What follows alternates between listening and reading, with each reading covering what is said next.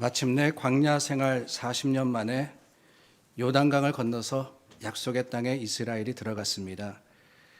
요단강 바닥에서 12돌을 취해다가 길갈이라는 곳에 쌓음으로 하나님 하신 일에 대한 증거를 삼고 또한 그곳을 통해서 날마다 새 힘을 얻어서 약속을 성취해 갔습니다. 교회는 오늘의 길갈입니다. 하나님께서 세우시고 또한 통해서 역사하신 많은 일들을 우리는 교회를 통해서 기억하고 기념하며 교회로 모여서 새 힘을 얻고 세상을 향해서 파송됨으로써 주님의 약속을 이루어 갑니다. 우리에게도 건너야 하는 요단강이 있고 또 우리에게도 기억해야 하는 하나님의 은혜가 있음에 다시 한번 나누어진 말씀이 여러분들에게 교훈이 되고 또 믿음의 담대한 용기가 되기를 바랍니다. 그런데 여러분, 지난주에 나누었던 이 여호수아 3장과 4장의 가나안 입성이 이스라엘에게 주어진 첫 번째 기회는 아니었다라고 말씀드렸죠. 이전에 정확하게는 38년 전에 이스라엘은 이미 가나안에 접한 가데스 바네아라는 지역에 도착해서 가나안을 정탐하고 그 땅을 차지할 준비를 마쳤었습니다. 그게 바로 오늘 본문이 기록하고 있는 여호수아와 갈렙을 포함한 12정탐꾼의 사건입니다. 갈라진 홍해를 건넌 이스라엘이 하나님의 인도를 따라서 남향하여서 시내산에 이르지 않습니까? 그곳에서 1년여를 지내면서 십계명도 받고 성막을 세우고 제사를 비롯한 율례를 배웠습니다. 둘째 달 출애굽한 지 1년 1개월이 되었을 때 백성의 수를 계수하는데 레위인을 제외한 20세 이상의 남성의 수, 그러니까 전쟁에 나가서 싸울 수 있는 이스라엘 백성의 수가 60만 3,550명이었습니다. 출애굽기와 민수기의 내용이 바로 이거예요.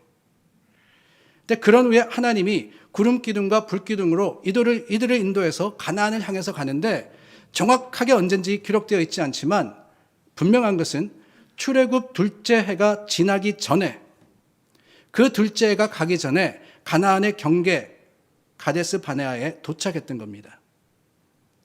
이제 발만 들여놓으면 되는 거예요. 다 왔습니다. 출애굽 2년 만에 약속의 땅, 바로 그 곁에 도착을 했던 것이지요. 광야 생활 40년이 아니라 2년 만에 말입니다. 그때 모세가 하나님의 명령을 따라서 지파별 한 명씩 12명의 정탐꾼을 가나안 땅에 보냅니다. 이들이 40일 동안 그 땅을 두루 다닌 후에 돌아오는 길에 에스골 골짜기에 과일들을 거두어서 어깨에 메고 왔다 그랬어요. 돌아온 그들 12명 다 그 땅이 진정 하나님의 약속의 땅이자 약속처럼 젖과 꿀이 흐르는 풍성한 땅이었다라고 보고를 했습니다. 이런 정탐꾼의 보고는 이스라엘 백성을 흥분하게 만들었어요. 과연 하나님이 그들의 조상에게 주신 땅, 하나님께서 애굽에서 건져내시어서 주시겠다고 하신 그 약속의 땅이 약속 그대로였다는 거예요. 그곳에 곧 들어갈 만했고 과연 그 땅은 풍성한 곳임을 알게 되니까 얼마나 마음이 설렜겠어요. 이제 다 되었다. 이제 다 되었다. 하지만 여러분, 이스라엘 백성들의 얼굴에는 곧 수심이 가득 차게 됩니다. 본문 28절과 29절이죠. 28절은 그러나라고 시작을 합니다. 그러나 정탐꾼이 가나안 땅에 가보니까 좋은 땅인데, 풍성한 땅인데, 그러나 거기에는 큰 성곽이 지어져 있고 네피림 후손 아낙 자손의 거인이라고 합니다. 장대한 용사들이 지키고 있더라. 거기에 많은 민족들이 각기 자리를 잡고 성읍을 이루고 살고 있더라. 그들과 비교해보니 우리는 메뚜기같이 보잘것없이 보이니까 저들도 우리를 무시할 거다 라고 말을 합니다. 이들의 판단과 부정적인 보고는 모든 이스라엘 백성에게 금방 퍼져갔어요. 14장 1절 말씀해 보니까 온 회중이 그랬습니다. 온 회중이 소리 높여 부르짖으며 백성이 밤새도록 통곡하였더라. 밤새도록 통곡하였더라. 출애굽한 이스라엘의 수백만의 사람들이 부르짖었던 거예요. 눈물 흘렸던 겁니다. 애굽 땅에서 죽었더라면은, 아니 지금 죽는 것이 더 나을런지도. 분명히 약속된 땅입니다. 하나님이 지난 2년 동안 얼마나 많은 능력과 권능으로 그들을 이끄셨습니까? 애굽에 내린 열재앙, 6월절의 사건, 구름과 불기둥으로 인도하시고 홍해를 가르신 하나님의 능력, 마라의 쓴물을 단물로 바꾸시고 만나를 주시고 메추라기를 허락하시며 그 순간순간 하나님께서 하신 모든 일들이 은혜였으며 세상이 이해하지도 알지도 못하는 하나님의 능력의 증거였습니다. 그런데 여러분, 어떻게 단순간에 그 놀라운 경험들을 잊어버리고 차라리 애굽으로 돌아가면 좋겠다라고 할 수 있을까? 옛날이 좋았다고, 할 수 없다고, 죽는 게 낫겠다고 할 수 있을까? 먼저는 저는 익숙함의 함정 때문이라고 생각합니다. 아니, 어떻게 여기까지 왔는데 이렇게 쉽게 포기할 수 있을까 싶죠. 저는 다름이 아니라 이스라엘이 익숙함에 젖어버렸기 때문이라고 생각하는 거예요. 어느새 젖과 꿀이 흐르는 가나안보다 메마른 광야가 익숙합니다. 어느새 장정들이 어깨에 둘러매야 할 정도로 풍성한 과일보다 만나가 익숙해요. 여러분, 만나라는 것, 먹어본 사람이 없으니까 정확하게 어떤 음식인지는 모르지만은 그 이름의 뜻을 미루어 보아서 만나라는 이름의 뜻이 뭡니까? 그대로예요. What is it? 이거 뭐지? 그게 뜻입니다. 이거 뭐지? 먹어본 적이 없는 그런 음식이라는 거예요. 뭐 달싹지근했다 그러긴 해요. 그러나 짐작한데 그렇게 맛있는 음식은 아니었을 겁니다. 그저 요기를 때울 정도의 음식. 달고 물이 흐르는 과일보다는 절대로 더 좋은 음식이 아니지만 어느새 그 만나가 익숙해져 버린 겁니다. 가나안의 살찐 짐승들보다 메추라기가 더 익숙해졌습니다. 그래서 그들의 마음 한구석에는 이 정도만 되지, 뭘 힘들게 저 거인들과 싸워서 이겨야 하나, 저기가 아니라 여기도 살만한데 라는 생각이 자리 잡게 되었다는 거예요. 어떻게든 핑계를 대며 힘들고 어려운 일 하고 싶지 않은 새로운 게 싫은 마음이 그들 속에 자리 잡게 되었기 때문에.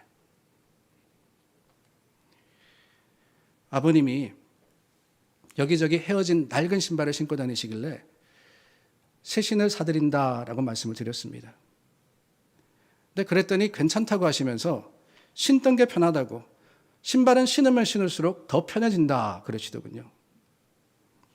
억지로 모시고 신발 가게 갔어요. 근데 트집을 잡으십니다. 이 신발은 색깔이 별로야. 저 신발은 모양이 마음에 안 들어. 여러분, 정말 오래된 신발이 편합니까?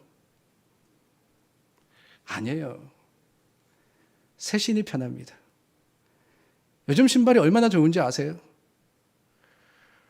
오래 신어서 편안하게 되지 않아도 됩니다. 신는 그 순간, 야, 구름 위를 걷는 것 같아. 새 신발이 그래요. 새 것이 좋은 겁니다.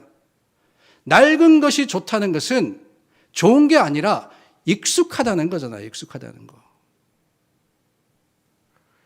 14절에 온 회중이 통곡한 것, 저는 그렇게 봅니다. 가나안에 못 들어가서 애통한 게 아니에요. 거인들이 지키고 있으니까 저 땅을 우리가 차지해야 되는데 어떻게 하나 안타까워서 울은 게 결코 아닙니다. 그랬다면 울며 원망한 게 아니라 울며 기도해야 했습니다.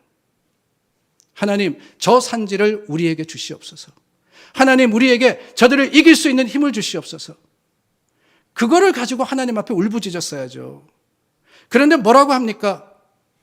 이스라엘 백성들이 울며 원망했다 그랬어요. 원망했다. 왜 원망했냐? 오히려 가나안에 들어가기 싫어서 핑계거리를 찾으니까 우리를 저기 가나안에 들어가서 싸우게 하지 말고 여기 광야가 좋으니까 나 죽을 때까지 만나와 메추라기만 먹게 해달라고. 그래서 14장 3절에는 심지어 애굽으로 돌아가는 것이 낫지 아니하랴 그랬습니다. 여러분, 애굽이 어떤 것입니까? 애굽에서 이스라엘이 어떤 생활을 했습니까? 430년 동안 노예 생활했어요. 노예 생활. 먹을 거 먹지 못하고 입을 거 입지 못하며 애굽 사람들을 섬겨야 하는 노예로서 살아갔는데 애굽이 더 낫지 아니하랴. 왜 그렇습니까? 노예가 편해진 거죠. 노예 생활이. 430년 살다 보니까 그 노예 생활이 익숙해졌습니다. 이해가 되지 않죠, 여러분? 어떻게 노예 생활이 자유보다 나으냐? 어떻게 광야가 젖과 꿀이 흐르는 땅보다 나으냐? 익숙해지면 무뎌지는 거예요. 분명히 더 좋은 것이 있음에도 불구하고 안주하게 되고 고집하게 됩니다. 그리고 더 나아가서는 좋은 것을 알면서도 그 사실을 부정하고 트집 잡아요. 보기에는 좋지만 과연 그럴까? 이해는 되는데 정말 할 수 있을까? 스테터스코라 그러죠. 현 상태를 유지해야 문제가 없는 거야. 하던 만큼만 해. 평지풍파 일으킬 필요 없잖아. 여러분, 다 뭡니까? 다 핑계예요, 핑계. 변화가 싫으니까 핑계 대는 겁니다. 새로운 땅, 전쟁해서 얻어야 하는 땅, 두렵습니다. 염려가 됩니다. 그러나 여러분, 거기에 하나님의 약속이 있는 거예요. 가데스 바네아의 약속이 있는 게 아닙니다. 가나안의 약속이 있는 거예요. 거기에 미래가 있습니다. 그렇다면 익숙함을 떨치고 낯선 것, 낯선 일이라도 용기를 내어서 차지하는 것이 하나님의 뜻임을 우리는 깨달아야 합니다. 또한 여러분, 이스라엘 실패의 두 번째 이유는 한마디였습니다. 한마디 말. 10명의 정탐꾼이 가나안 온 땅에 대해서 자세히 보고했습니다. 과일을 보이고 그곳이 풍성함을 전했습니다. 그 땅에 사는 거민들에 대해서도 어느 민족이 어느 지역에 살더라, 그 사람들은 어떤 사람이더라 정확하게 파악해서 정탐의 역할을 다 했습니다.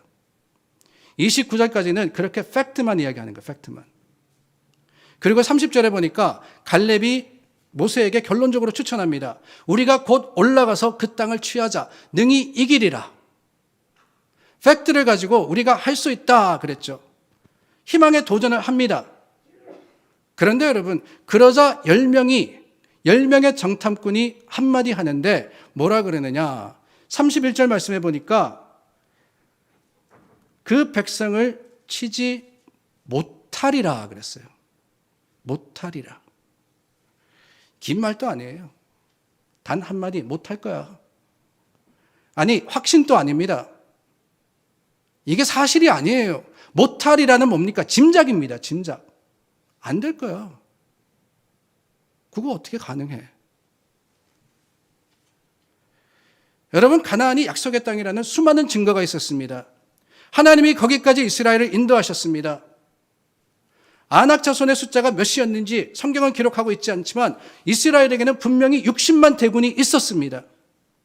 그런데 모든 희망이 한순간에 절망으로 변해버린 것,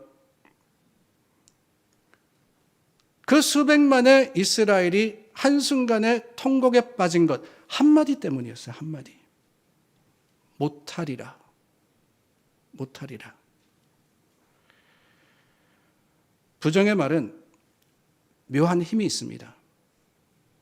한마디 짧은 말이 수많은 증거들을 부인하고 마음을 무너뜨려 버립니다. 사람의 마음이라는 것이 참 약해요. 긍정적인 말은 듣고 또 들어도 분명히 이해는 되는데 여전히 불안과 의심을 떨쳐버리지는 못하는데, 분명히 알매도 불구하고 부정적인 말은 강력해서 1%가 안 되는 불가능을 뻥튀기 시키는 거예요. 그리고는 커지게 하고 두렵게 만들어서 결국 포기하게 해버립니다. 부정의 한마디가 그렇게 무서운 거예요. 할 수 있다고 100번을 다짐해도 할 수 없다는 그 말 한마디에 상처를 입고 회복 불가능하게 만들어버리는 겁니다. 여러분, 그 부정의 한마디가 38년을 온 백성이 광야에서 헤매는 결과를 가지고 오지 않습니까? 물론 그 광야가 이스라엘에게는 꼭 필요한 훈련의 현장이자 연단의 은혜였지만 하나님의 뜻에 맞지 않았던 실패였다는 것을 우리는 인정해야 됩니다. 하나님이 가데스 바네아까지 출애굽 2년이 가기 전에 이스라엘을 이끄실 때는 지금 이스라엘이 그 땅에 들어가기를 원하셨던 거예요. 지금. 하나님이 시내 산을 떠나서 가나안을 향해서 지금 가라고 하셨을 때는 그 출애굽한 2년째 이스라엘이 약속의 땅에 입성하기를 계획하셨던 것입니다. 40년 동안 하나님은 이스라엘이 광야를 다니는 것을 원치 않으셨어요. 그런데 왜 그런 실패가 있을 수밖에 없었느냐? 부정적인 한마디. 부정적인 한마디. 못하리라. 그래서 여러분, 우리는 말을 조심해야 됩니다. 교회에서 더욱 그래요. 하나님을 믿고 의지하는 사람은 하나님의 능력을 기대어서 늘 선하고 능한 말을 해야 됩니다. 30절에 갈렙이 뭐라고 했습니까? 우리가 곧 올라가서 그 땅을 취하자. 능히 이기리라. 능이라는 것은 확신입니다. 확신. 분명하다는 거예요. Certainly, for sure. 어디서 오는 확신입니까? 자신의 힘을 믿고 이스라엘의 군사력을 믿은 확신이 아니었습니다. 하나님을 믿음으로 얻은 확신. 하나님을 믿으니까 하나님의 말을 하게 되는 거예요. 하나님의 말을. 여러분, 하나님 말이 뭔지 아십니까? 하나님의 말은요, 긍정입니다. 긍정. 전능하신 하나님 앞에 불가능이 어디 있어요? 하나님은 가능이십니다. 그렇기 때문에 하나님을 믿으면은 말에서부터 달라져야 되는 거예요. 할 수 있다. 할 수 없다가 할 수 있다가 되는 거고, 안 될 거다가 될 거다가 돼야 됩니다. 늘 부정적인 이야기를 하고 안 된다고 하는 사람 죄송하지만 하나님을 믿지 않는 거예요. 그거 분명합니다. 하나님 믿지 않으니까 안 된다 그러는 거지. 여러분들은 긍정의 말을 하시는 믿음의 사람들이 되시기를 예수님의 이름으로 축원합니다. 부정의 한마디가 이스라엘 백성의 마음을 녹였을 때 믿음의 두 사람이 외쳤습니다. 우리가 올라가서 그 땅을 취하자. 능히 이기리라. 그들은 우리의 먹이라. 그들을 두려워하지 말라. 어떻게 보면은 정말 눈에 보이는 거 없는 사람들처럼 보입니다. 분명히 네피림 후손 아낙 자손의 거인들이 지키고 섰는데 이 둘만 못 본 것 같아. 그런데 여러분, 아니에요. 이 둘도 분명히 봤습니다. 거인도 보고 군대도 보고 가나안 높은 성읍들도 봤습니다. 못 본 게 아니라 오히려 제대로 봤기 때문에 승리를 확신할 수 있었던 거예요. 뭘 제대로 봤느냐? 여호수아와 갈렙은 하나님을 제대로 봤습니다. 나머지 열정탐꾼이 보지 못한 그 하나님을 정확하게 제대로 봤을 때 할 수 있다는 확신이 선포가 된 거예요. 우리가 잘 아는 찬양 중에 그런 찬양이 있죠. 나 가진 재물 없으나, 송명희 시인이 쓴 그 찬양. 중간에 보면 이런 가사가 있습니다. 나 남이 못 본 것을 보았고, 나 남이 듣지 못한 음성 들었고, 나 남이 못 본 것을 보았고. 무엇을 보았습니까? 하나님을 본 거예요. 하나님을. 세상 사람 보지 못하는 그 하나님, 세상 사람 듣지 못하는 하나님의 말씀을 들었을 때 지금 나의 형편과 사정이 어떠하든지 하나님이 여전히 나를 사랑하시고 하나님께서 나를 통해서 역사하시고 하나님의 주신 약속이 지금도 분명하다는 것을 우리는 믿고 고백할 수 있는 거예요. 신앙이라는 것은 그러므로 눈으로 보이는 것을 정확하게 말하는 게 아닙니다. 여러분, 세상은 눈에 보이는 것을 정확하게 이야기하는 것을 사실이라 그럽니다. 눈에 보이지 않는 것을 있다 그러면 거짓말이라 그러죠. 그러나 믿음 안에서는 보이는 사실대로 말하는 사람이 거짓말쟁이에요. 왜? 하나님을 빠뜨렸으니까. 하나님의 역사를 쏙 빼놓고 말하면 그게 거짓말입니다. 뭐가 거짓말이겠어요? 믿음의 사람이란 본 것을 하나님을 믿는 믿음으로써 해석해서 소망과 간증으로써 드러내는 사람이에요. 믿음의 사람은 하나님의 약속의 말씀에 비추어서 판단하는 사람입니다. 열정탐꾼 다 보았죠. 정확하게 판단했습니다. 그러나 그 모든 것이 믿음이 아닌 육신의 눈으로 본 것에 그쳤을 때 이 열정탐꾼들은 실패하고 말았던 거예요. 여호수아와 갈렙은 자신들의 본 것을 믿음의 눈으로 새롭게 바라보고 하나님의 약속과 인도라는 관점에서 그것을 해석했기 때문에 주님의 약속을 굳게 붙들 수 있었습니다. 그게 믿음이잖아요. 그게 믿음. 히브리서 11장 1절입니다. 믿음은 바라는 것들의 실상이요 보이지 않는 것들의 증거라.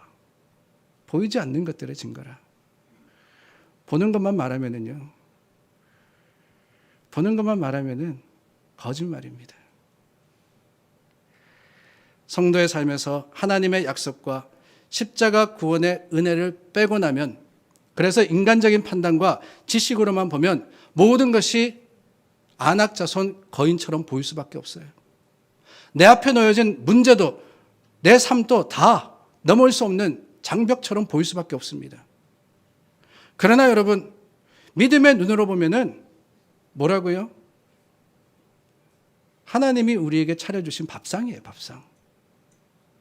믿음으로 나가면은 다 하나님께서 우리를 위해서 주신 식량입니다, 식량.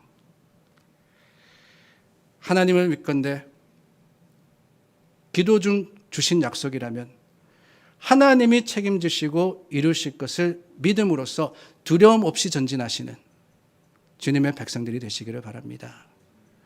여러분, 각자의 삶에 놓여진 어떤 문제라도 하나님의 약속이 있다면, 주님을 여러분들께서 보신다면 실망하여 그 자리에 넘어질 것이 아니라 다시 한번 용기를 내어서 주님의 주신 약속 붙들고 한 걸음 더 내디디시는 하나님의 사람들이 되시기를 예수님의 이름으로 축원합니다. 기도하겠습니다.